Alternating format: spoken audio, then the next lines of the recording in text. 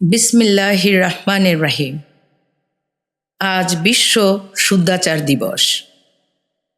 Quantum ফাউন্ডেশনের উদ্যোগে প্রথমবারের মতো পালিত হচ্ছে এই দিবস। আসলে শুদ্ধাচার কি? শুদ্ধাচারও ধর্মের ফলিত রূপ। একজন মানুষ যদি ধর্মের বিধিবিধানগুলো যথাযথভাবে পালন করেন তাহলেই তিনি হবেন শুদ্ধাচারী মানুষ, ভালো মানুষ। শুদ্ধাচার এই ভালো মানুষেরই ভূষণ। ভালো মানুষ কখনো দুরাচারী হতে পারেন না, শোষণ, জুলুম, নিপীড়ন করতে পারেন না, অন্যায় করতে পারেন না, অন্যের হক নষ্ট করেন না। শুদ্ধাচারী হতে হলে জানতে হবে ভালো মন্দ সম্পর্কে, ন্যায় অন্যায় সম্পর্কে, করণীয় বর্জনীয় সম্পর্কে। একটা সময় শিশুরা মসজিদে, মক্তবে এগুলো শিখত, কিন্তু আফসোসের কথা হলো এই ধর্মীয় নীতি নৈতিকতার কথাগুলো এখন আর শিক্ষা প্রতিষ্ঠানগুলোতে সেভাবে বলা হয় না। সবখানে GPA-5 কথা, কিভাবে পেশায় ভালো করা যায় সেই কথা, কত অর্থ কামানো যাবে সেই কথা।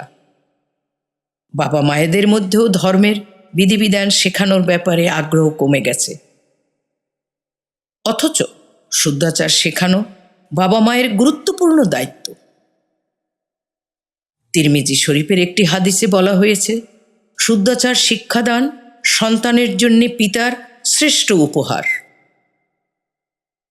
কোয়ান্টাম তার সূচনা লগ্ন থেকে শুদ্ধাচার শেখানোর উপর জোর দিয়ে আসছে।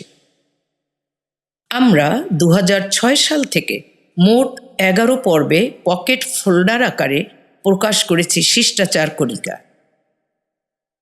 তারপর এক যুগেরও বেশি সময় ধরে পরিমার্জন ও পরিবর্ধনের পর 2020 সালের 21 গ্রন্থমেলায় প্রকাশ করি শুদ্ধাচার বই, যা ইতিমধ্যে পৌঁছে গেছে লাখো মানুষের হাতে।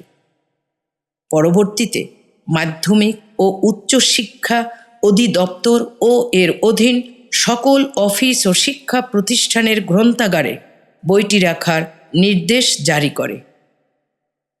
ফলে শিক্ষার্থীদের জন্য সুযোগ সৃষ্টি হয়েছে জীবনের বিভিন্ন পর্যায়ে শুদ্ধাচার শেখা।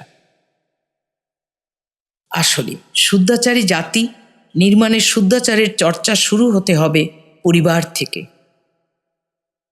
কারণ ব্যক্তির শুদ্ধাচার চর্চার লালনভূমি তার পরিবার। পরিবারের শুদ্ধাচারের চর্চা শুরু হলে তা ছড়িয়ে পড়বে চারপাশের সমাজে।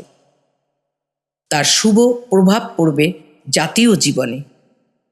ব্যক্তি, পরিবার এবং সমাজ শুদ্ধাচারী হলেই দুর্নীতি ও অনাচার মুক্ত স্বপ্নের সোনার দেশ গড়ে উঠবে। সম্পদের সুষম বন্টন হবে, সাধারণ মানুষ ক্রমবর্ধমান অর্থনৈতিক অগ্রগতি থেকে লাভবান হবে। তাই আসুন আমরা সকলে শুদ্ধাচারী হই, জীবনের প্রতিটি ক্ষেত্রে শুদ্ধাচারের চর্চা করি, সন্তানকে ছোটবেলা থেকে শুদ্ধাচার শিক্ষা দেই, তাকে ভালো মানুষ হিসেবে গড়ে তুলি, এ বাণী মানুষের কাছে পৌঁছে দেই। এ বইটি প্রত্যেকের ঘরে ঘরে সংগ্রহ করি। সবাইকে আবারও বিশ্ব শুদ্ধাচার দিবসের শুভেচ্ছা। সবাই ভালো থাকুন, সুস্থ থাকুন, স্রষ্টার রহমতের ছায়ায় থাকুন, পরস্পরের জন্য দোয়া করুন। আমার জন্য দোয়া করুন। আপনার এই ছোট্ট সময়টুকু আমাকে আপনাদের সাথে কাটাতে সুযোগ দেওয়ার জন্যে আন্তরিক ধন্যবাদ কোয়ান্টাম ফাউন্ডেশনকে। আল্লাহ হাফিজ।